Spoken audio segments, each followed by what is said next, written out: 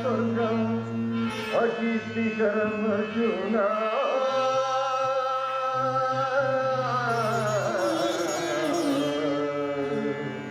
अर्जुना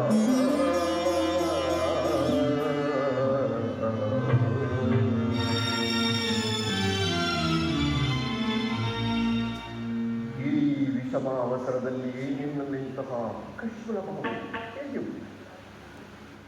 ಕ್ಷತ್ರಿಯ ವೀರನಾಗಿ ಅನಾದಿಯಾಗಿ ವರ್ತಿಸುವೆಯ ತೆರೆದ ಸ್ವರ್ಗದ ಬಾಗಿಲನ್ನು ನಿರಾಕರಿಸಿ ನರಕದ ಮಾರ್ಗವನ್ನು ಹೇಳುತ್ತಿಲ್ಲ. ಆದರ್ಶ ನರನಿಗೆ ಹೆಸರಾಗಿ ಹೇಳಿ ಎಂಬ ನಿಂದನೆಯನ್ನು ಸಹಿಸಲಾರದೆ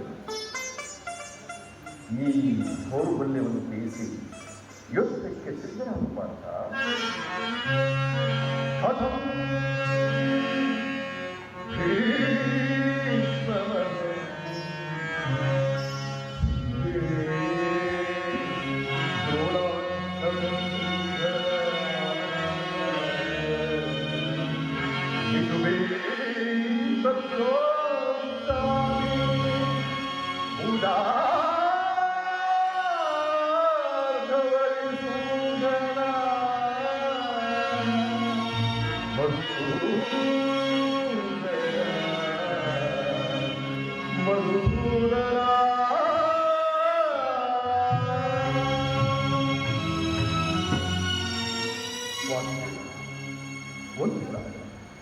ಒಂದು ಸಾರಿ ಸೈನ್ಯದ ಕಡೆಯಲ್ಲಿ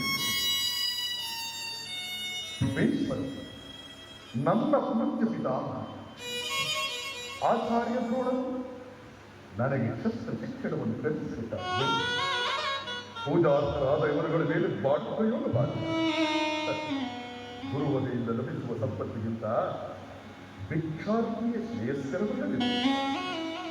ಅಶಾಶ್ವತವಾದ ರಾಜ್ಯ ಲೋಕಕ್ಕೊಳಗಾಗಿ ಶಾಶ್ವತವಾದ ಧರ್ಮವನ್ನು ನಾಶ ಮಾಡುವುದನ್ನು ಸಾಧ್ಯ. ಈ ಸ್ವಜನ ವಧೆಯು ನನಗೆ ಖಂಡಿತವಾಗಿ ಯಾರನ್ನು ಯಾರು ವಧಿಸುವುದು ಪಾರ್ಥ. ಅಳಿಲಿಲ್ಲದ ಆತ್ಮನನ್ನು ಉಳಿಸುವುದು ಅಸಂಭವ. ಮನುಷ್ಯನು ಹೊರೆದು ಹೋದ ಬಟ್ಟೆಯನ್ನು ಇಟ್ಟು ಹೊಸ ಬಟ್ಟೆಯನ್ನು ಧರಿಸುವಂತೆ ಆತ್ಮನು ಜೀರ್ಣವಾದ ದೇಹವನ್ನು ತ್ಯಾಗ ಮಾಡಿ ಬೇರೊಂದು ದೇಹವನ್ನು ಆಶ್ರಯಿಸುವುದು.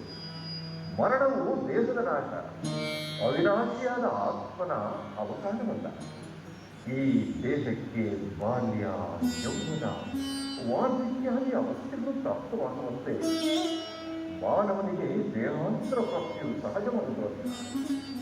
ಪಂಡಿತನಾದವನು ಅದರ ಸಲುವಾಗಿ ದುಃಖಿಸುವುದಿಲ್ಲ.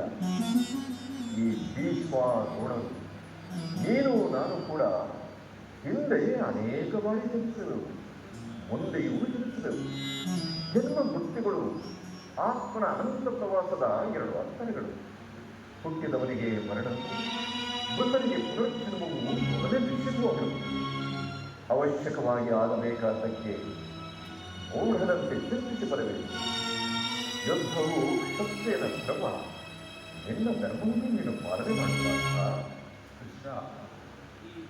ಯುದ್ಧದ ಹೆಸರಿಸಿದರೆ ನನ್ನ ಹೃದಯವು ಕಂಪಿಸುತ್ತದೆ.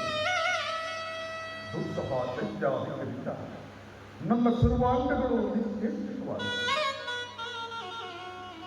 ಆದರೂ